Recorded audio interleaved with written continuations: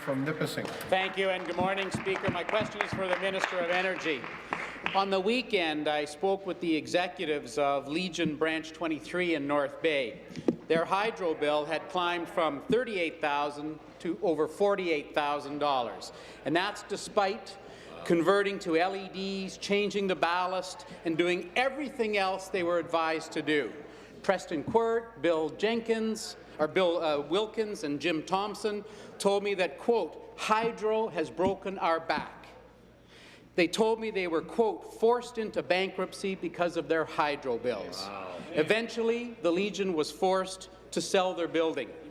They're a prime example of how this government's failed energy policies are hurting communities across Ontario and creating hydro horror stories. Question. I ask the minister, will the government put a stop to their costly vanity ads and address the real hydro crisis they created in Ontario?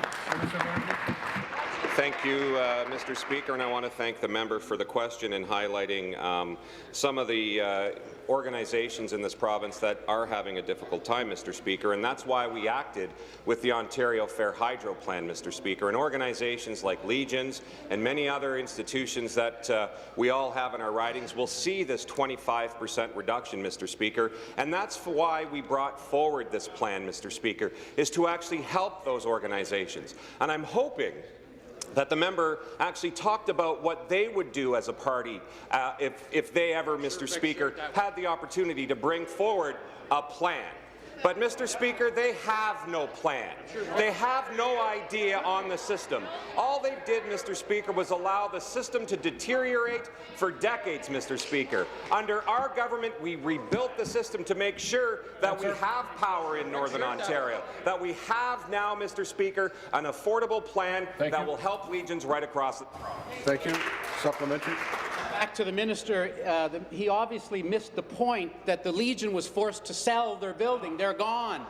Preston and Billy and Jim told me, quote, this hurts us. We had to lay off staff, and it's hydro that did it. Quote, they can no longer support their pipe band. They can no longer support their track and field grants that helped so many area men and women make it to the Olympics. They can no longer have a hall to give out to charity events. They can no longer properly take care of their vets. And they told me that's what hurts them the most. And they want to, quote, lay the blame where it lies, and that it's with their hydro bill. Proud ownership of Branch 23 Legion building is nothing but a distant memory today, Speaker. Our party has been sharing these tragic hydro stories at question period, mostly to heckling. How many more Legions, rinks and restaurants need to close before this minister takes any action? You seated, please.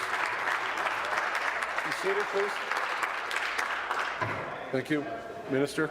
Mr. Speaker, long before my arrival in this ministry, Mr. Speaker, this government has taken action on building a system to ensure that we have a clean system and a reliable system, Mr. Speaker, something that they didn't do when they were in power, Mr. Speaker. They actually froze rates to make sure that there was no investment in the system.